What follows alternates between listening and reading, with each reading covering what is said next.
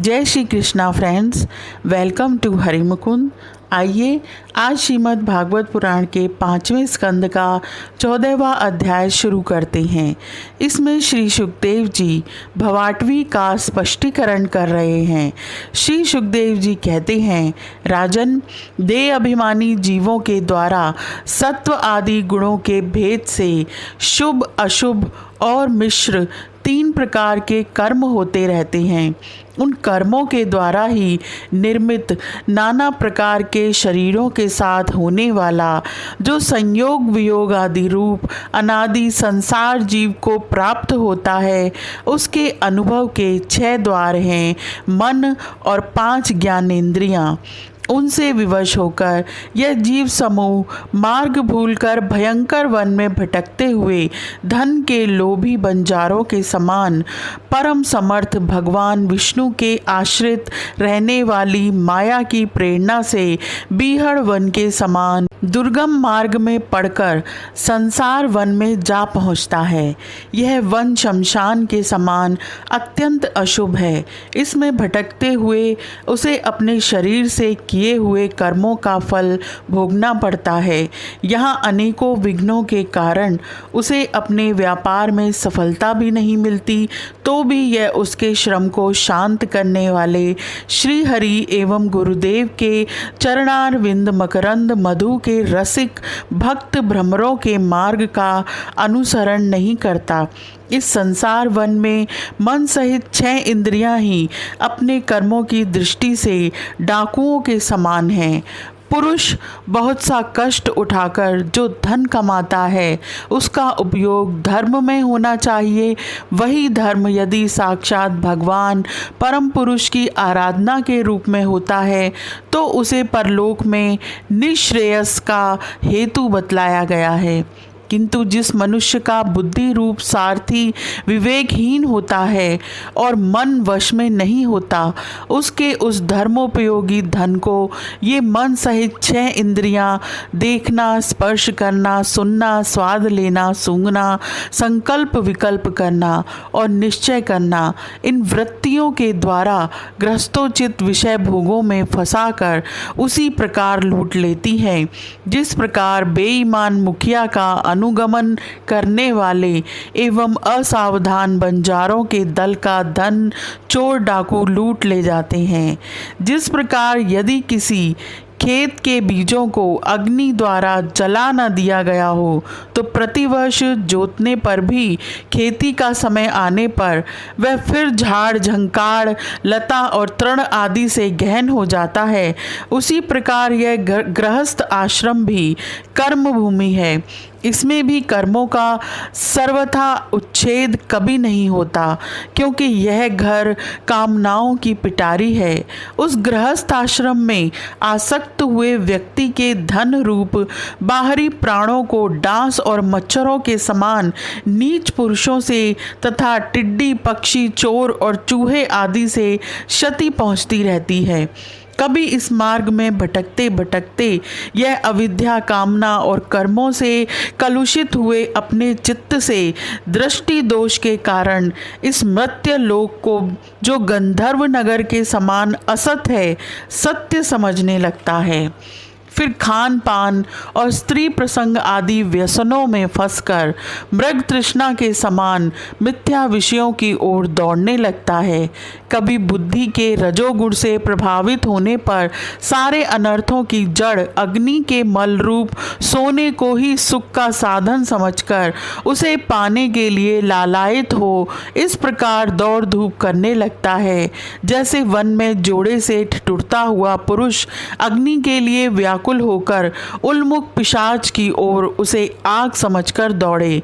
कभी इस शरीर को जीवित रखने वाले घर, अन्न, जल और धन आदि में अभिनिवेश करके इस संसार रण्य में इधर उधर दौड़ धूप करता रहता है। उस समय नेत्रों में रजोगुण की धूल भर जाने से बुद्धि ऐसी मलिन हो जाती है कि अपने कर्मों के साक्षी दिशाओं के देवताओं को भी भुला देता है। कभी अपने आप ही एक आध बार विषयों का मिथ्यात्व जान लेने पर भी अनादिकाल से देह में आत्मबुद्धि रहने से विवेक बुद्धि नष्ट हो जाने के कारण उन मरुमरीचि का तुल्य विषयों की ओर ही फिर दौड़ने लगता है। पूर्व पुण्य क्षीण हो जाने पर यह जीवित ही मुर्दे के समान हो जाता है और जो कारस्कर एवं काकतुंड आदि जहरीले फलों वाले पाप वृक्षों, इसी प्रकार की दूषित लताओं और विषैले कुओं के समान हैं तथा जिनका धन इस लोक और परलोक दोनों के ही काम में नहीं आता और जो जीते हुए भी मुर्दे के समान हैं, उन कृपण पुरुषों का आश्रय लेता है। कभी असत पुरुषों के संग से बुद्धि बिगड़ जाने के कारण सूखी नदी में गिरकर दुखी होने के समान इस लोक और परलोक में दुख देने वाले पाखंड में फंस जाता है। जब दूसरों को सताने से उसे अन्न भी नहीं मिलता, तब वह अपने सगे पिता पुत्रों को अथवा पिता या पुत्र आदि का एक तिनका भी जिनके पास देखता है, उनको फाड़ खाने के लिए तैयार हो जाता है। कभी दावा नल के समान प्रिय विषयों से शून्य एवं परिणाम में दुखमय घर में पहुंचता है तो वहाँ इष्ट जनों के वियोग आदि से उसके शोक की आग भड़क उठती है। उससे संतप्त होकर वह बहुत ही खिन्न होने लगता है।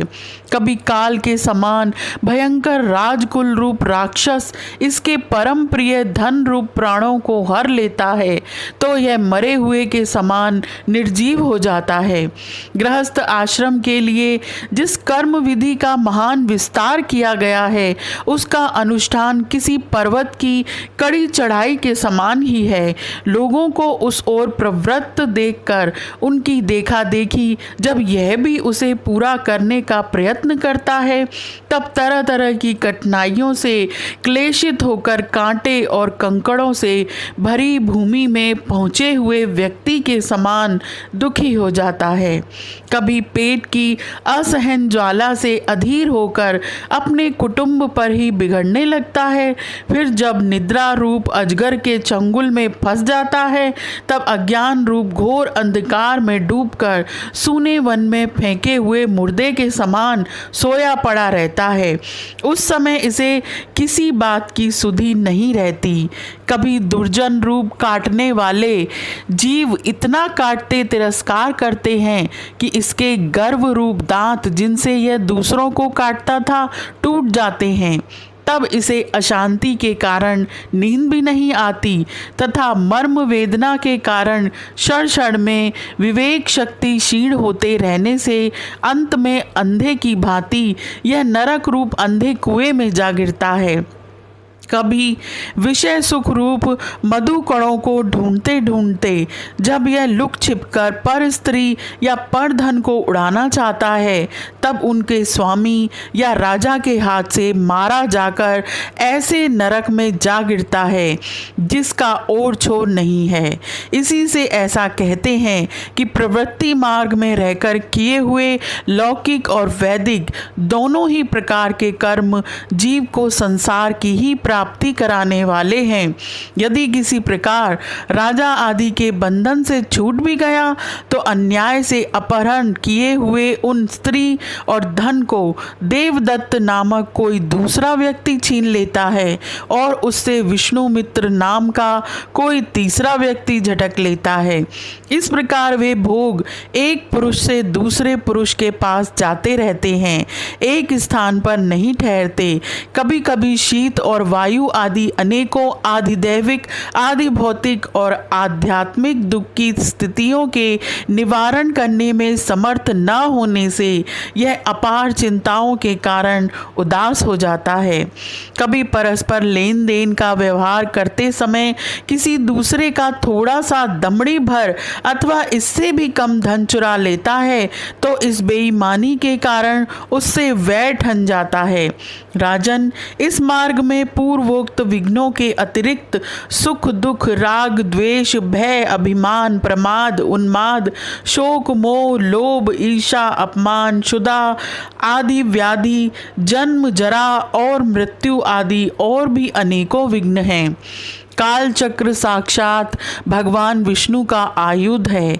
वह परमाणु से लेकर द्विपरार्ध पर्यंत षड़घटी आदि अवयवों से युक्त है। वह निरंतर सावधान रहकर घूमता रहता है। जल्दी जल्दी बदलने वाली बाल्य, यौवन आदि अवस्थाएं ही उसका वेग हैं। उसके द्वारा वह ब्रह्मा से लेकर शुद्रातिशुद्र तृण पर्यंत सभी भूतों का निरंतर संहार करता रहता है। कोई भी उसकी गति में बाधा नहीं डाल सकता।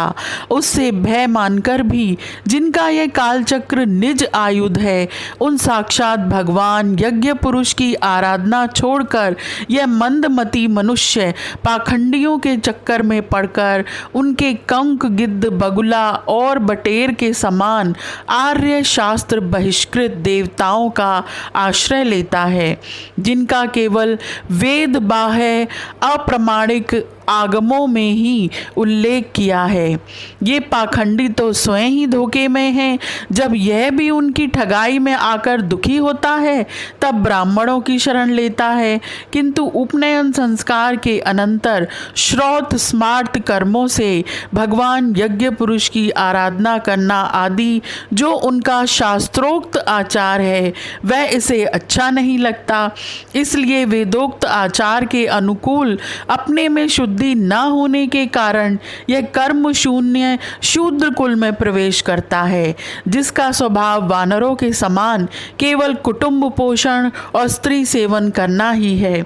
वहाँ बिना रोक टोक स्वच्छंद विहार करने से इसकी बुद्धि अत्यंत दीन हो जाती है और एक दूसरे का मुख देखना आदि विषय भोगों में फंसकर इसे अपनी मृत्यु काल का भी स्मरण नहीं होता है।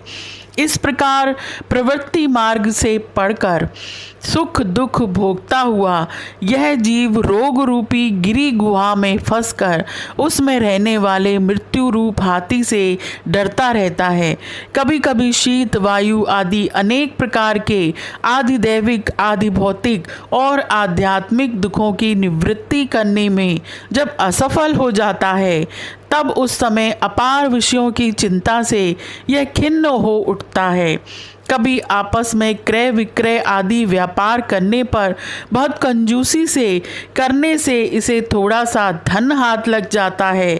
कभी धन नष्ट हो जाने से जब इसके पास सोने, बैठने और खाने आदि का भी कोई सामग्री नहीं रहती, तब अपने अभीष्ट भोग न मिलने से यह उन्हें चोरी आदि बुरे उपायों से पाने का निश्चय करता है। इससे इसे जहाँ तहाँ दूसरों के हाथ से बहुत अपमानित होना पड़ता है। इस प्रकार धन की आसक्ति से परस्पर वैर भाव बढ़ जाने पर भी यह अपनी पूर्व वासनाओं से विवश होकर आपस में विवाह आदि संबंध करता और छोड़ता रहता है।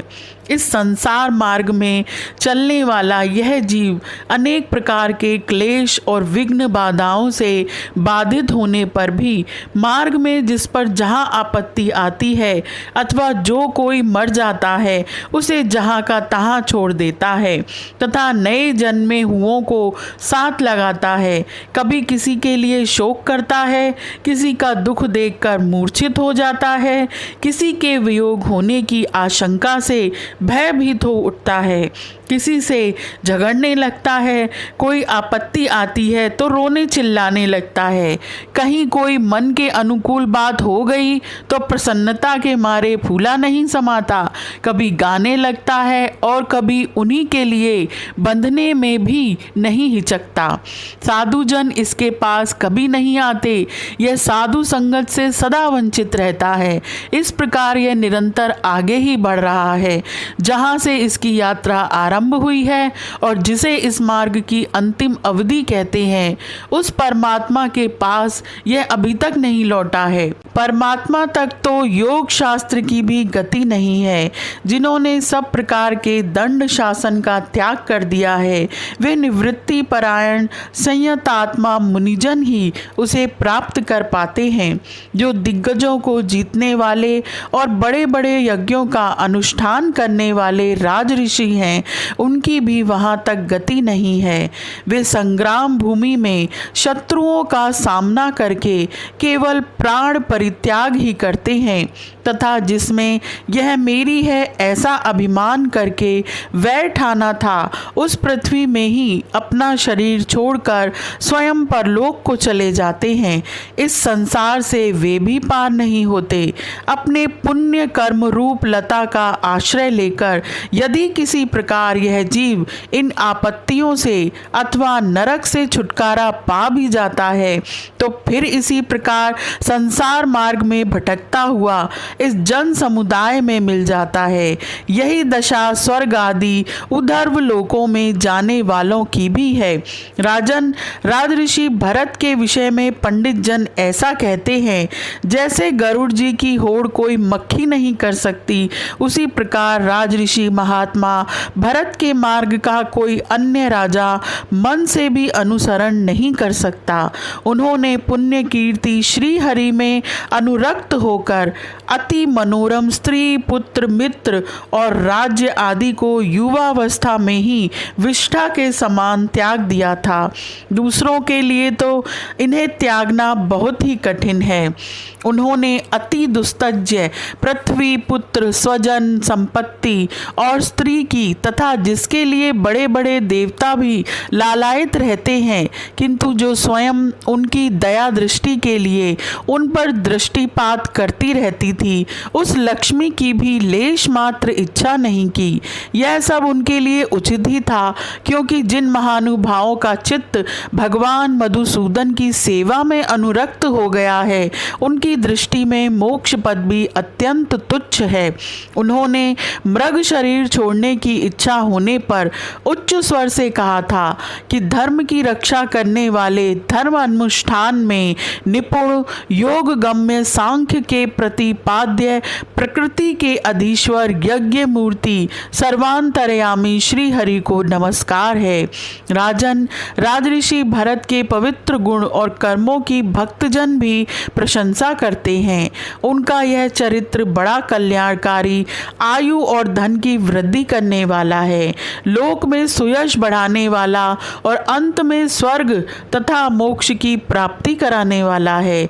जो पुरुष इसे सुनता या सुनाता है और इसका अभिनंदन करता है, उसकी सारी कामनाएं स्वयं ही पूर्ण हो जाती हैं। दूसरों से उसे कुछ भी नहीं मांगना पड़ता। यह अध्याय यही समाप्त होता है। आज के लिए इतना ही। Please like, share and subscribe my channel. Thank you.